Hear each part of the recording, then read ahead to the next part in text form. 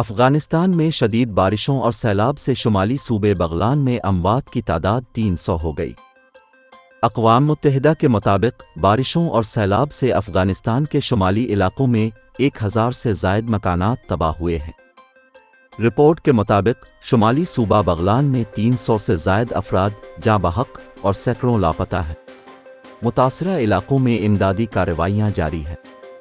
Afghan national disaster response کے نمائندے کے مطابق صوبہ بغلان کے 3 اضلاع میں شدید بارشوں کے نتیجے میں سیلابی صورتحال کا سامنا ہے۔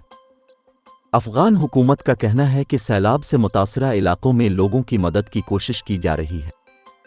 پاکستان نے افغانستان میں سیلاب سے قیمتی جانوں کے ضیاع پر افسوس کا اظہار کیا ہے۔ ایک بیان میں دفتر خارجہ کا کہنا تھا کہ دکھ کی اس گھڑی میں افغان عوام کے ساتھ ہے۔